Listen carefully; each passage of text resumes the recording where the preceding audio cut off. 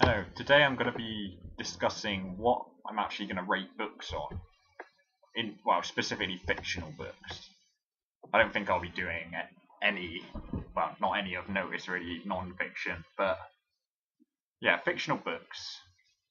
I got a few points, so firstly I'd say the actual storyline. So by this, what happens in the story, what happens to the characters, are there any nice twists that sort of make you go, oh wow, no way moments?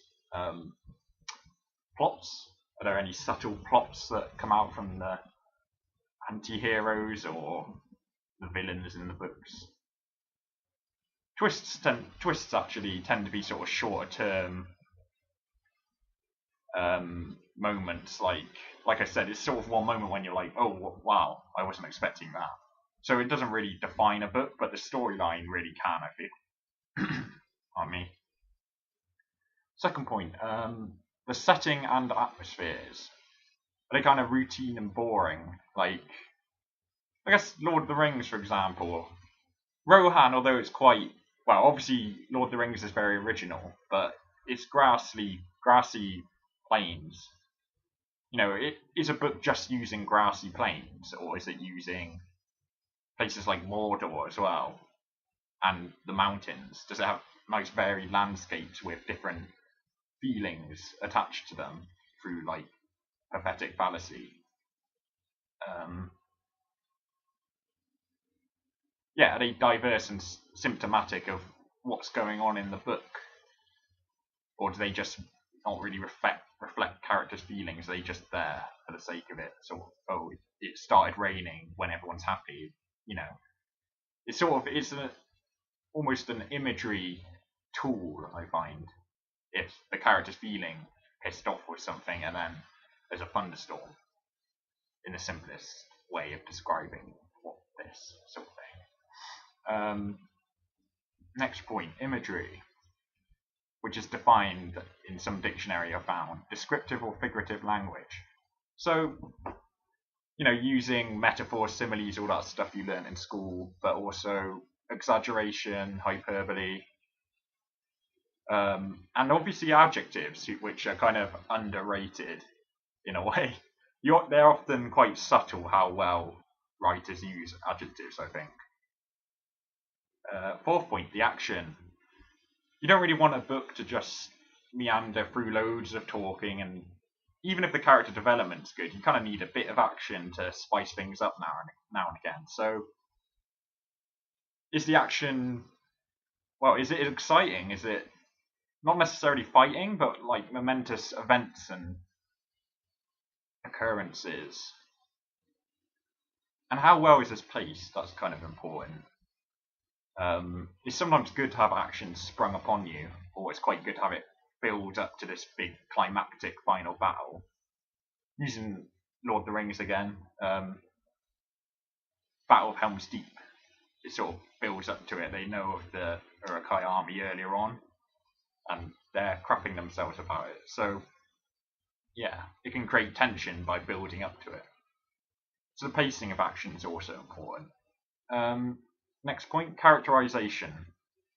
Can the reader empathize with the characters? Do you actually care about them, the hero? Or is he just a bit dull and faceless? Is he just killing orcs like they're chickens or something, but you don't really care what happens to him because he's so boring? If the book isn't actually set out to make you empathize with the character, for example, if the main hero isn't actually a hero, he's like an anti-hero, he's kind of evil. Does it really, like, what's it trying to set out instead? Because are you supposed to hate the character, or you're sort of hoping he actually dies in the book? Or is it somewhere in between? Are you unsure whether to empathize with him? Also, characterization is quite important because the characters sort of have to bounce off each other, I think. If you have loads of characters that don't really know each other and they don't interact well, it can make for a very boring read. So, yeah, characterization is definitely a big one for me. Point number 6, originality. which isn't always essential because fantasy, you know, they often borrow off each other.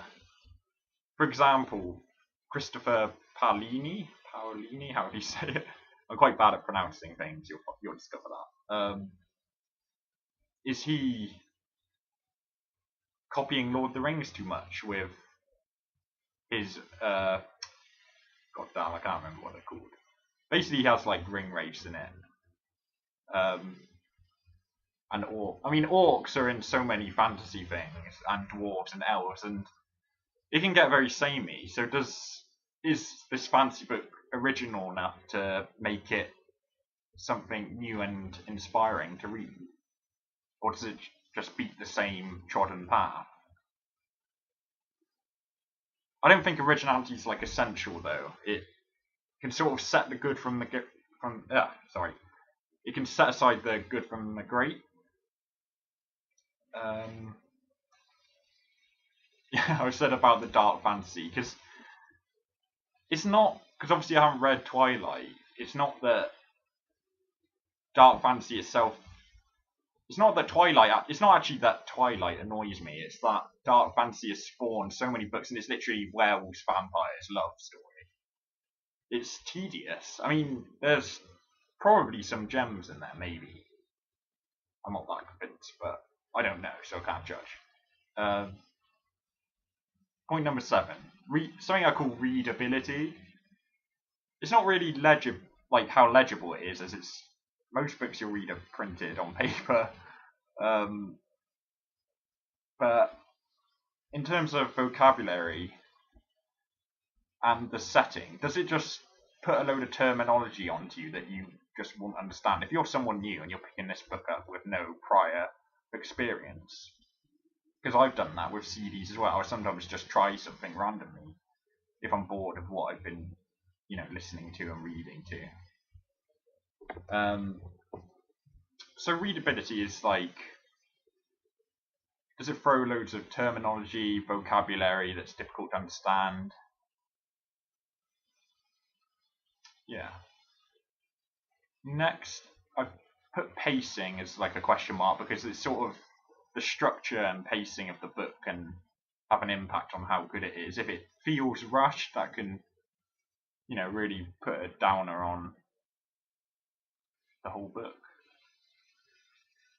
Sort of finally, pros and cons, sort of as, I'll integrate all of these points into that. And which bits are good, which bits are bad, and maybe some other stuff that I think of or notice certain characters if they're really badly written or something. And then bringing this all together, the verdict, I suppose, what I think, weighing up the comparative pros and cons. So that's my discussion of what a book should be rated on. It's like 8 minutes long, oh dear. But yeah, let me know what you think. If there's something I've missed or that you feel is really important to rate on a book, because this was just a brainstorm at like 1 AM last night. So thanks for listening. Shut up, cat.